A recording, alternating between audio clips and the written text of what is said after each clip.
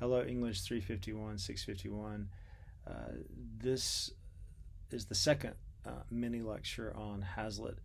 This particular lecture focuses on Hazlitt's relationship to the writers that we've studied so far in our class. It begins here. You've heard me tell this story in our study of Wordsworth and Coleridge. But in January of 1798, Coleridge, close friends with Wordsworth, working on lyrical ballads with Wordsworth, Coleridge was in need of money. And so he traveled to Shrewsbury, where he thought he would take a Unitarian pastorship.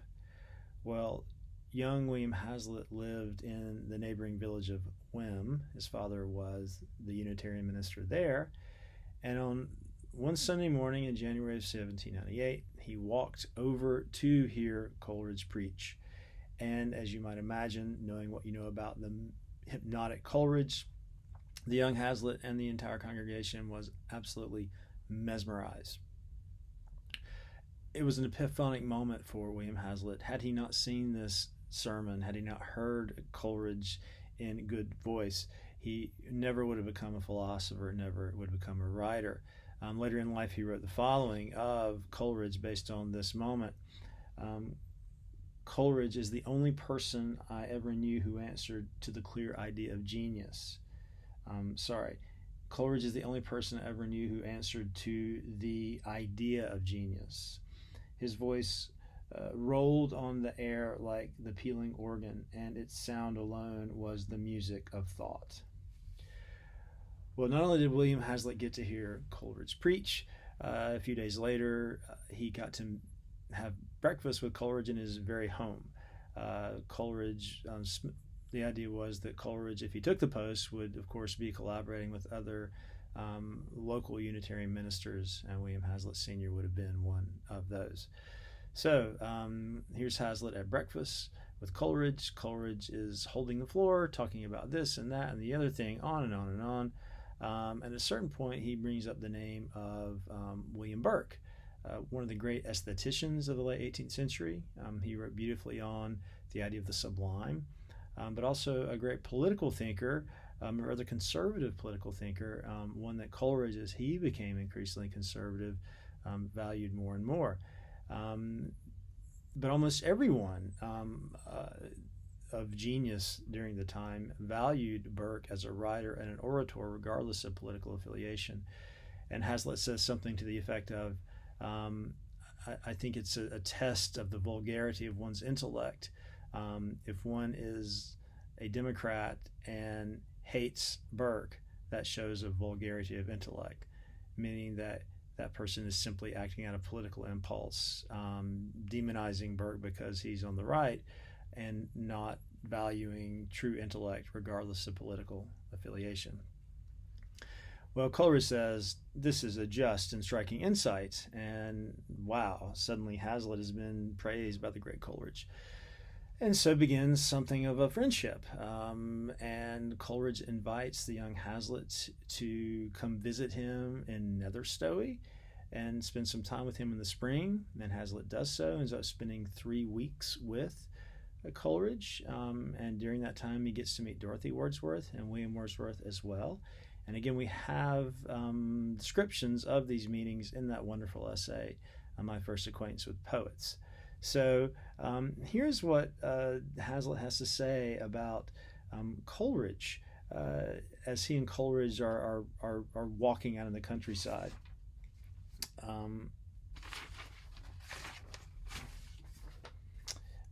He says, as we were walking, Coleridge was, of course, talking. In digressing, in dilating, in passing from subject to subject, he appeared to me to float in air, to slide on ice. I observed that he continually crossed me on the way by shifts from one side of the footpath to the other. This struck me as an odd movement, but I did not at that time connect it with an instability of purpose or involuntary change of principle, as I have done since. So here is Hazlitt beautifully capturing, in describing Coleridge's style of walking, the style of Coleridge's thinking. this endless digressiveness, this endless moving between oppositions, which, of course, as we know, is a great virtue of Coleridge's poetry, but also, as Coleridge later in life found himself increasingly unable to complete work, the digressing, the vacillating became less a sign of intellectual subtlety and more a sign of intellectual paralysis. Well, here is Hazlitt describing Wordsworth. Now, again, this is Wordsworth in 1798 when he and Coleridge are working on their great lyrical ballads, and Hazlitt's 19 years old. Hazlitt sees Wordsworth, says he looks like Don Quixote. I mentioned that in class earlier. He talks about how Wordsworth devours a piece of cheese, quite funny, and he loves Wordsworth's voice, a kind of northern burr, like the crust on red wine. Beautiful. Wordsworth says, in Hazlitt's observation, "How beautifully the sun sets on that yellow bank. I thought within myself, with what eyes these poets see nature. And ever after, when I saw the sunset stream upon objects facing it, conceived I had made a discovery, or thanked Mr. Wordsworth for having made it for me." So Hazlitt gets immediately what is special about these poets. They see nature not as a symbol of some human value, but see nature as intrinsically valuable, and therefore try to see it with as much subtlety and refinement as possible, and try to write about it in such a way that they shape the way the readers of the poem will see in the future. This is the ameliorative quality of poetry, as Wordsworth describes it in his famous preface to Lyrical Ballads.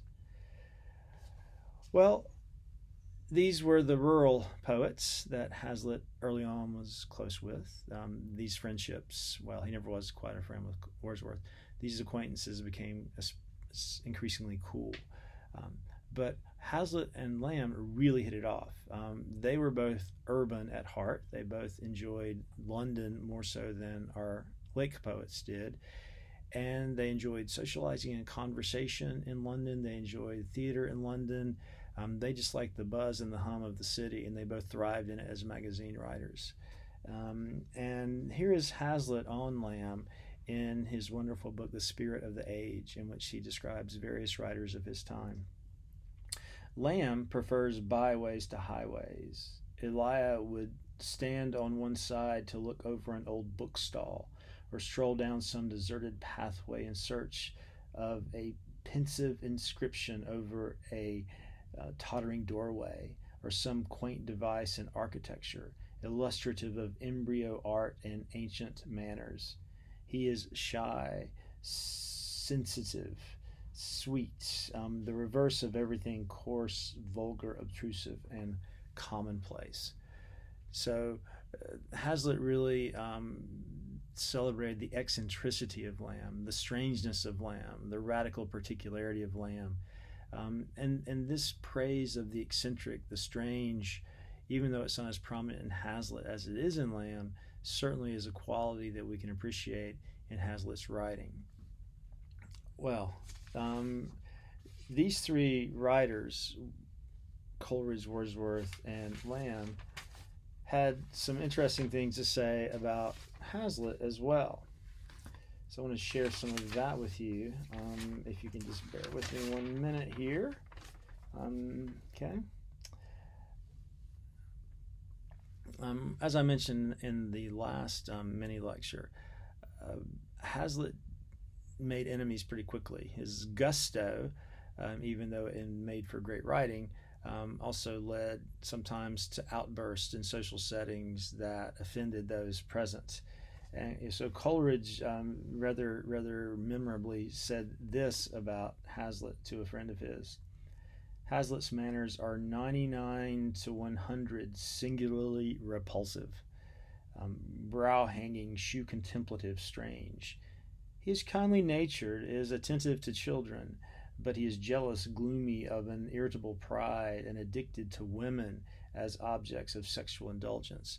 So there's Coleridge viewing Hazlitt's interest in women as something rather sinful and repulsive, which indeed it often was.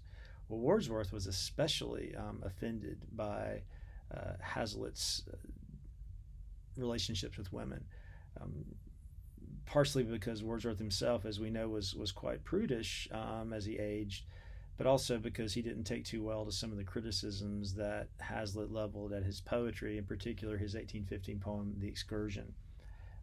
Here's what Wordsworth says about Hazlitt. He's the most perverse and malevolent creature that ill luck has ever thrown in my way. Avoid him, right?